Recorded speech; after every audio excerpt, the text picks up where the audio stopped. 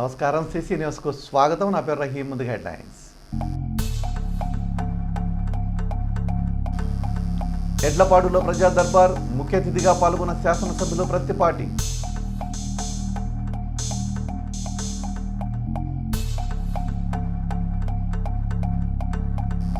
Green valley స్కూల్లో karate పోటీలు, విజేతలకు బహుమతులు అందజేసిన అతిథులు.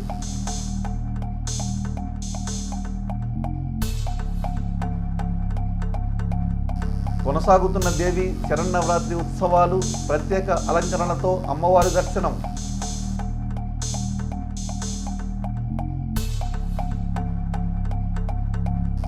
వంకాయలపాడులో సీసీ రోడ్లకు మహర్దశ శంకుస్థాపన చేసిన ప్రత్తిపాటి.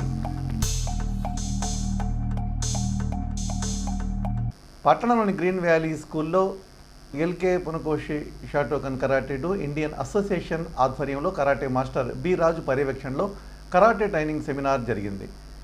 ఇందులో భాగంగా విద్యార్థులకు బెల్ట్ టెస్ట్ కార్యక్రమం నిర్వహించారు. ఈ కార్యక్రమానికి ముఖ్య అతిథులుగా Edlapadu Narayana school principal Cherukuri Srujana, Gandhi clubs chairman Ghantasala Bangarubabu, Loksatta party state council member ప్రముఖ న్యాయవాది Bhanuprasad, green valley school vice principal Kashi Vishwanath హాజరై కరాటే విన్యాసాలను వీక్షించారు. విజేతలైన విద్యార్థులకు వివిధ రకాల బెల్టులను మరియు అప్రిషియేషన్ సర్టిఫికెట్లను అందజేశారు. ఈ కార్యక్రమంలో కరాటే విద్యార్థుల తల్లిదండ్రులు పాల్గొన్నారు.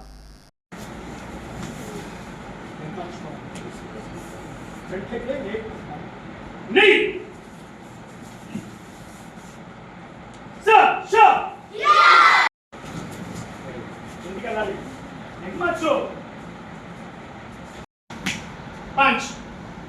Knee. Knee. Sir. Sir. Yeah. Left. Set. Shot.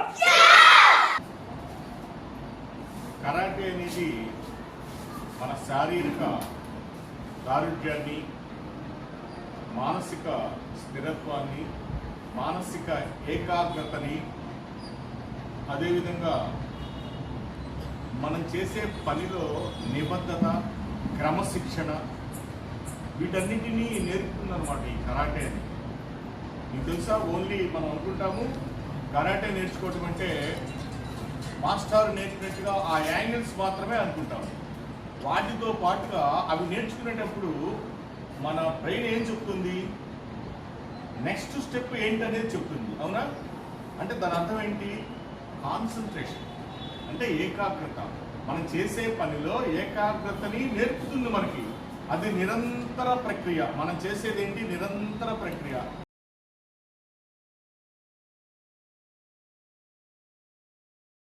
జిల్లా గ్రంథాలయ సంస్థ కార్యదర్శి వంకదారి సుబ్బరత్నమ్మ సోమవారం గ్రంథాలయాన్ని ఆకస్మిక తనిఖీ చేశారు.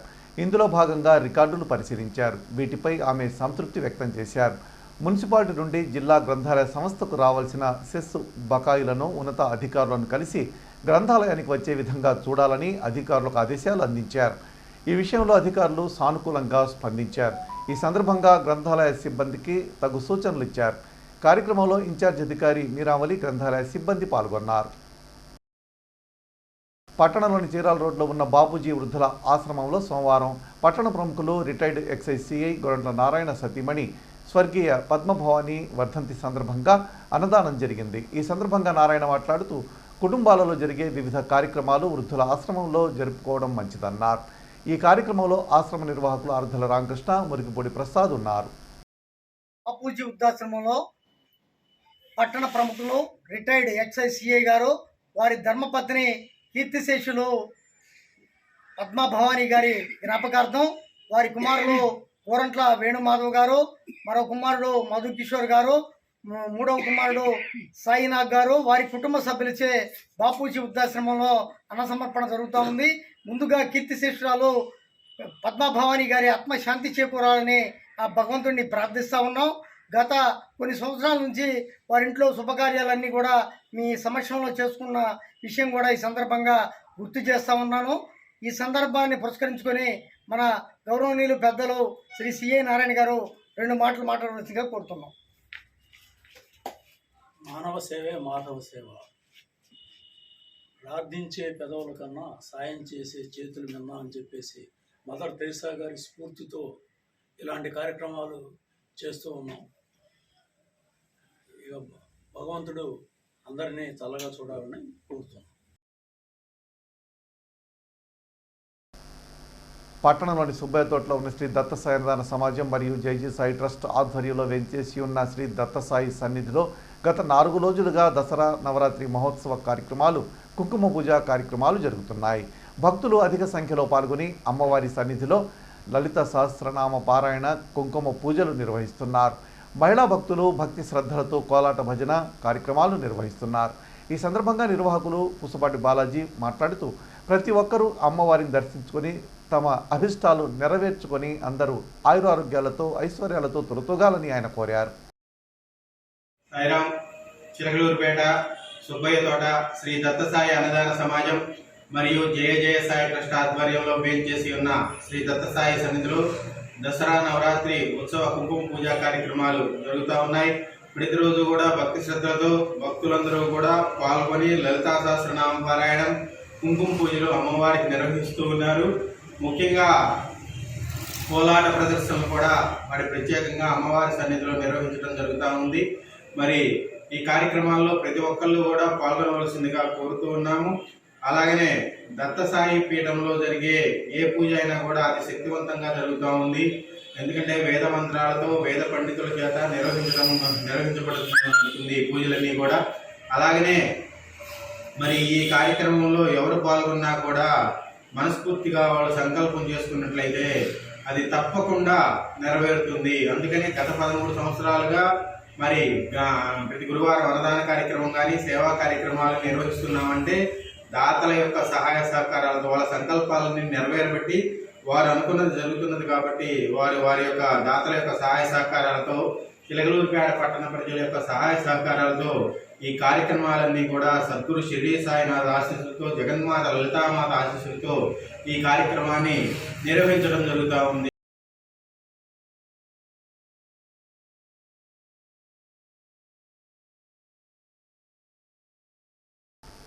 ముఖ్యమంత్రి చంద్రబాబు ఆదేశాల మేరకు వారం మండలాల్లో ప్రజా ఫిర్యాదుల పరిష్కార వేదికలు నిర్వహించనున్నట్లు మాజీ మంత్రి తెలుగుదేశం పార్టీ చిలకలూరుపేట ఎమ్మెల్యే ప్రత్తిపాటి పుల్లారావు అన్నారు.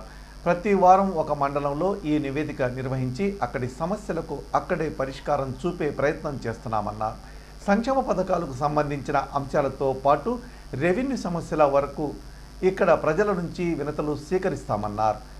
ఎడ్లపాడు ఎంపీడీఓ కార్యాలయ సమావేశ మందిరంలో సోమవారం MLA Prathipati Pullarao grievance cell నిర్వహించారు. మండలంలోని ప్రజల నుంచి వచ్చిన ఫిర్యాదులను స్వీకరించారు. వాటిని పరిష్కరించి తగు చర్యలు తీసుకోవాలని వివిధ శాఖల అధికారులను ఆదేశించారు. ఇంటి స్థలాలు, పట్టాదారు పాస్ పుస్తకాలు, అడంగళ్ళు, రీసర్వేలో తప్పులు, హద్దుల రాళ్లు తొలగించటం, అధిక ధరలకు ఎరువులు విక్రయం, రైతు భరోసా కేంద్రాల్లో ఎరువులు అందుబాటులో ఉంచాలని అర్జీల రూపంలో పలువురు ఎమ్మెల్యే దృష్టికి తీసుకొచ్చారు. గృహ రుణాల బకాయిలు చెల్లించాలని, కొత్త రుణాలు ఇవ్వాలని, ఆర్డబ్ల్యూఎస్ విభాగం తరపున పైప్ లైన్లు వేయాలని దరఖాస్తులు వచ్చాయి. జాతీయ రహదారి సర్వీస్ రోడ్లో ఆక్రమణలు తొలగించాలని, ఎడ్లపాడు బస్టాండ్లో ఆర్టీసీ బస్సులు నిలిపేలా చర్యలు తీసుకోవాలని, వీటితో పాటు సర్వీసుల సంఖ్య పెంచాలని, గ్రామాల్లో ఖాళీగా ఉన్న ఆశా వర్కర్లను నియమించాలని, అందిన ఫిర్యాదులను పరిష్కరించాలని అధికారులకు ఆదేశించారు. అనంతరం మాట్లాడిన ఆయన నియోజకవర్గ పరిధిలో ఒక పట్టణం, 3 మండలాలు ఉన్నాయని, నెలకోసారి గ్రీవెన్స్ సెల్ తానే హాజరవుతానని తెలిపారు. గత 5 ఏళ్లలో ఎవరైనా వైసీపీ అరాచకాలకు, అధికార దాహానికి నష్టపోయి ఉంటే ఆ సమస్యలు గ్రీవెన్స్ సెల్లో చెప్పుకోవచ్చునని ప్రత్తిపాటి తెలిపారు. రేషన్ కార్డులు, సర్వే, ఇళ్ల స్థలాలు, అసైన్డ్ భూములకు దారి, శ్మశానాలకు స్థలం ఉంటే ఇవ్వడం, ఇలాంటివి సీఎం ఉన్నత స్థాయిలో పరిష్కరించాల్సి ఉంటుందన్నారు. అధికారుల స్థాయిలో చేయదగినవి ఉంటే సత్వరమే పరిష్కరించాలని, వచ్చే సమావేశానికి మళ్ళీ ఈ ఫిర్యాదులు రాకూడదన్నారు.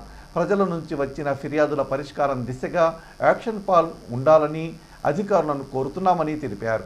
రేషన్ కార్డులు, పెన్షన్లపై ప్రభుత్వం ప్రకటించిన తర్వాతే వాటిని పరిష్కరించే అవకాశం ఉంటుందన్నారు. హౌసింగ్ చెల్లింపులపై కూడా ప్రభుత్వం ఒక స్పష్టమైన ప్రకటన చేయబోతుందని, ప్రభుత్వం నుంచి వచ్చిన తర్వాత హౌసింగ్ సమస్యలు పరిష్కరిస్తామన్నారు. ముఖ్యమంత్రి చంద్రబాబు ఏ రోజైతే ప్రకటిస్తారో ఆ రోజు నుంచి కూడా పెన్షన్లు, రేషన్ కార్డులు, హౌసింగ్ సమస్యల పరిష్కారానికి శ్రీకారం చుడతామన్నారు. రెవెన్యూ సర్వే కానీ, కొలతల్లో కానీ, మార్పులు కానీ, ఆన్లైన్లో ఎక్కించడం కానీ, శ్మశానాల స్థలాలు కానీ, ఇంటి స్థలాలు కానీ, ఎక్కడైనా ప్రభుత్వ భూములు సమస్యలు ఉంటే వెంటనే తహసీల్దార్ పరిష్కారం చేస్తారన్నారు. ఎరువుల సమస్య ఉందని తన దృష్టికి తెచ్చారని, 100 ఎక్కువగా విక్రయిస్తున్నారని ప్రజలు చెప్తున్నారని, తొలుత హెచ్చరిస్తామని, రెండవసారి లైసెన్స్ రద్దు చేస్తామని తెలిపారు.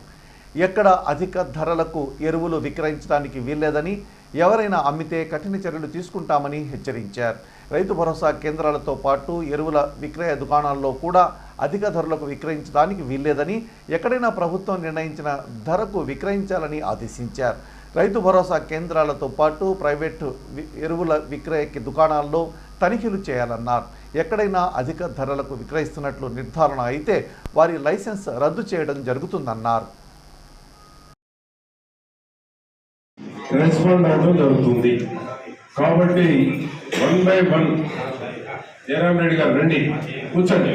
ఎంపీపీ, జడ్పీటీసీ ఎవరు వచ్చినా కూర్చోండి. ఎందుకంటే ఇది సమస్యల పరిష్కారానికి ఒక వేదిక కాబట్టి చిన్నది వేదిక. వెనక కూడా చైర్లు వేస్తే కూర్చుంటారు. ప్రోటోకాల్ ఉన్న ప్రజాప్రతినిధులను కూర్చోబడుతున్నాము. సంబంధిత అధికారులు ఎక్కడున్నా వారు స్పందిస్తారు.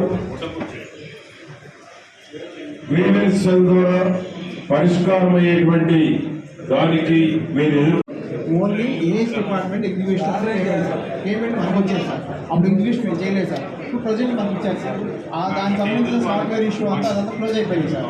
అట్లా అది వర్క్ ఓపెన్ అట్లా మన దగ్గర. దానికి సంబంధించి ఏ వర్క్లెస్ ఏమన్నా సరే కన్సర్న్ డిపార్ట్మెంట్ అయితే మా డోమా పంపించండి, అక్కడి నుంచి మాకు సపరేట్ పంపిస్తారని చెప్పండి. ఓన్లీ ఏఎస్ డిపార్ట్మెంట్ ఎగ్జిక్యూషన్ చేయాలి సార్. పేమెంట్ మనకు వచ్చేది సార్. అప్పుడు ఎగ్జిక్యూషన్ మేము చేయలేదు సార్. ఇప్పుడు ప్రజెంట్ మనకు ఇచ్చారు సార్. దానికి సంబంధించిన సాఫ్ట్వేర్ ఇష్యూ అదంతా క్లోజ్ అయిపోయింది సార్. అట్లా అది వర్క్ ఓపెన్ అట్లా మన దగ్గర. దానికి సంబంధించి ఏ వర్క్లెస్ ఏమన్నా సరే కన్సర్న్ డిపార్ట్మెంట్ అయితే మా డోమా పంపించండి, అక్కడి నుంచి మాకు సపరేట్ పంపిస్తారని చెప్పండి.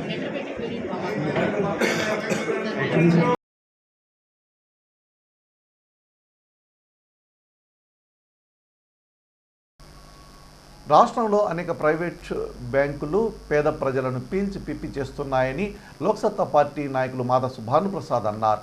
సోమవారం ఆయన మాట్లాడుతూ బలవంతంగా రుణాలు ఇచ్చి అధిక వడ్డీ వసూలు చేస్తూ మానసిక అశాంతికి గురి చేస్తున్నారని ఆయన ఆవేదన వ్యక్తం చేశారు. ఆర్డీ రూపంలో డబ్బులు దాచుకున్న వారిని మోసం చేస్తున్నారని భానుప్రసాద్ మండిపడ్డారు. ఈ విషయంపై ప్రభుత్వం సీరియస్ యాక్షన్ తీసుకోవాలని భాను కోరారు. చిలకలూరుపేట పట్టణం పరిసర ప్రాంతాల్లో పేదరికాన్ని ఆసరాగా తీసుకొని వాళ్ళ అవసరాలని అవకాశంగా మలుచుకొని కొన్ని ప్రైవేట్ బ్యాంకింగ్ అందులో పనిచేసేటువంటి కొద్దిమంది వ్యక్తులు వాళ్ళకి కాల్ చేసి కానీ వాళ్ళు బ్యాంకులకి అప్రోచ్ అయినప్పుడు, లేదంటే వాళ్ళ ఏజెంట్లు ఎవరైతే ఉన్నారో వాళ్ళ ద్వారా వాళ్ళని కలిసి లోన్ని కోరినప్పుడు ఇచ్చేటువంటి క్రమంలో లోన్ ఇచ్చిన తర్వాత రీపేమెంటు వీటన్నిటిలో చాలా సమస్యలు ఎదుర్కొంటూ ఉన్నారు. కనీసం లోన్ తీసుకునేటప్పుడు ఆ నామ్స్ అన్నీ కూడా ఇంగ్లీష్లో ప్రింట్ అయి ఉంటాయి కాబట్టి చాలామందికి ఈ పేదవాళ్ళకి చదువు ఉండదు కాబట్టి వాళ్ళు చదువుకోలేని స్థితిలో వాళ్ళు ఎక్కడ కావాలంటే అక్కడ సంతకాలు పెడుతున్నారు. చాలా ప్రైవేట్ బ్యాంకింగ్ ఏదైనా భవిష్యత్తులో కేసు అయితే మా జ్యూరిస్డిక్షను కోయంబత్తూరో పూణేనో అని చెప్పి రాసుకుంటూ ఉన్నారు. అంటే మీరు ఏ కారణం చేత అయినా 1 కానీ 2 కానీ ఇన్స్టాల్మెంట్ కట్టలేనప్పుడు వాళ్ళు కోయంబత్తూరు నుంచి కేసుని ఫైల్ చేసేటువంటి పరిస్థితి చేస్తున్నారు. కేవలం ఎవరైతే వాళ్ళ యొక్క కస్టమర్స్ ఉన్నారో వాళ్ళని అక్కడ దాకా రాలేరు కాబట్టి ఎంత అడిగితే అంత ఫైన్లతో కడతారు కాబట్టి అక్కడెక్కడో కేసులు ఫైల్ చేసే పరిస్థితి కొనసాగుతూ ఉంది. ఇదే క్రమంలో చాలామంది ఇన్స్టాల్మెంట్లు కట్టిన తర్వాత కొద్దిమంది ఏజెంట్లు రిసిప్ట్ ఇవ్వకుండా మీకు SMS వచ్చింది చూసుకోండి అని చెప్పి వాళ్ళని సంతృప్తి పరుస్తూ ఉన్నారు.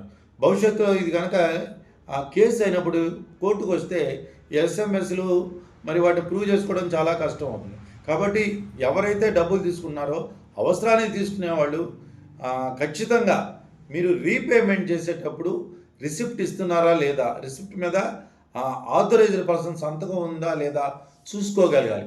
అంతేకాకుండా కొన్ని కేసుల్లో మేము చూస్తే రిసిప్ట్కి ఇచ్చినటువంటి ఫైనాన్స్ కంపెనీ పేరులో కాస్త వ్యత్యాసంతో జమలు తీసుకుంటా ఉన్నారు. అంటే రేపు పొద్దున ఏదైనా తేడా వస్తే దీనికి ఈ కంపెనీకి సంబంధం లేదని చెప్పేటువంటి ప్రయత్నం జరుగుతూ ఉంది.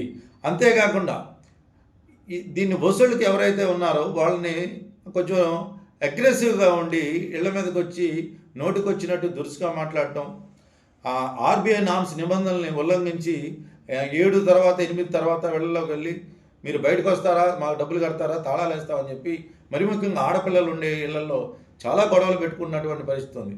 కాబట్టి చిన్న అవసరాలకి టీవీ కొనుక్కోవడానికి, ఫ్రిడ్జ్ కొనుక్కోవడానికి కానీ, లేదంటే చదువులకని కానీ, ఇతర అవసరాలు కనుక తీసుకున్నట్లయితే ఇవన్నీ కూడా పరిగణలో తీసుకోవాలని అన్నీ కూడా 1-2 సార్లు పరిశీలించుకొని డబ్బులు తీసుకోగలగాలి. కొన్ని సందర్భాల్లో ఈ ఇన్స్టాల్మెంట్లు మొత్తం కట్టిన తర్వాత ఆ ఫైన్లు ఏదైనా ఉంటే వదిలిపెట్టి ఒక్కసారి ఒక 2 సంవత్సరాల తర్వాత దీన్ని మొత్తంగా కూడా వీళ్ళేదో 4,000-5,000 సర్దుబాటు అయిందని, లేకపోతే నాకు తగ్గించాడని అనుకున్నటువంటి పరిస్థితుల్లో 2-3 ఏళ్ల తర్వాత కూడా నోటీసులు పంపిస్తూ ఉన్నారు. ఆ నోటీసులు పూణే నుంచి వస్తాయి, ఎవరో అక్కడి నుంచి ఇక్కడ కాల్ చేస్తుంటారు. ఇక్కడే ఎవరో మేము బౌన్సర్లు, మేము ఆ కంపెనీ నుంచి వచ్చామని చెప్పి ఎటువంటి రిజిస్ట్రేషన్ లేకుండా, పోలీసులకు ఇన్ఫార్మ్ చేయకుండా దౌర్జన్యంగా వస్తూ ఉన్నారు. దీన్ని అధికారులు కూడా పట్టించుకొని వాళ్ళు అసలుకే పేదరికంలో ఉండి కూలీ నాలి చేసుకునేవాళ్ళు చిన్న అవసరాల కోసం కనుక తీసుకున్నట్లయితే వాళ్ళు నష్టపోయేటువంటి అవకాశం ఉంది. కాబట్టి ఈ ఫైనాన్స్ కంపెనీలు, ఈ ప్రైవేట్ బ్యాంకింగ్ ద్వారా దౌర్జన్యం చేసే వాళ్ళ పట్ల తగిన అధికారులు సరైనటువంటి చర్యలు తీసుకోవాలని, పేదవాళ్ళు ఇంకా నష్టపోకుండా చూడాలని చెప్పి కోరుకుంటాం. పట్టణంలోని గడియార స్తంభం వద్ద ఏర్పాటు చేసిన అమ్మవారి వద్ద దేవి శరన్నవరాత్రి ఉత్సవాలు ఘనంగా జరుగుతున్నాయి. సోమవారం అమ్మవారు గజలక్ష్మి అలంకరణలో దర్శనమిచ్చారు. భక్తులు విశేషంగా పాల్గొన్నారు. అమ్మవారు పంచహారతులతో పూజలందుకున్నారు. సాయం సంధ్యా సమయం అమ్మవారు లలితా త్రిపురాంబికాదేవి అవతారంలో మనకి కొలువై దర్శన భాగ్యం కల్పిస్తున్నారు.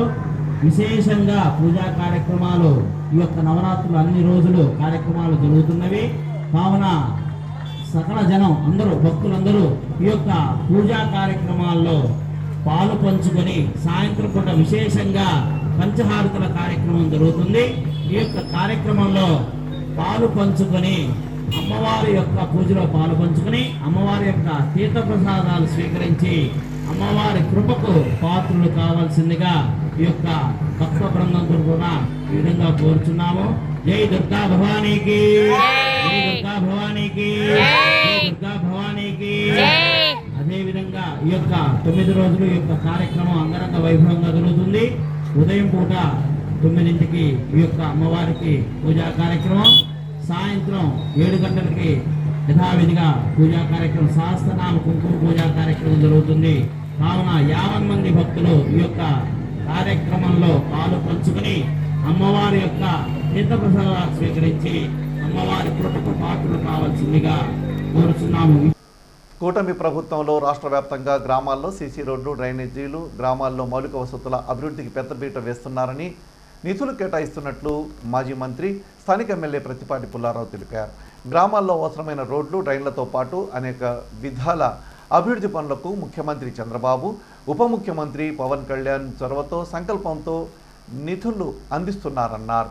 ఎడ్లపాడు మండలం వంకాయలపాడులో సీసీ రహదారులు, డ్రైనేజీల నిర్మాణానికి ఎమ్మెల్యే ప్రత్తిపాటి పుల్లారావు సోమవారం శంకుస్థాపన చేశారు. అభివృద్ధి పనులకు సంబంధించిన శిలాఫలకాన్ని ఆయన ఆవిష్కరించారు. 16 లక్షలతో గ్రామంలో సీసీ రహదారులు, డ్రైనేజీలు నిర్మించనున్నారు. ఈ సందర్భంగా మాట్లాడిన ఆయన, చిలకలూరుపేట ఎప్పుడు అభివృద్ధి జరిగినా అది తెలుగుదేశం పార్టీ హయాంలోనే కావడం, ఎమ్మెల్యేగా ఆ పనులకు తానే శంకుస్థాపనలు చేయడం, ప్రారంభించడం ఎంతో సంతోషంగా, సంతృప్తినిస్తుందన్నారు. చేసిన విషయం ఇంతటితో సమాప్తం. తిరిగి మరో బులెటిన్లో మళ్ళీ కలుద్దాం. అంతవరకు సెలవు. నమస్కారం.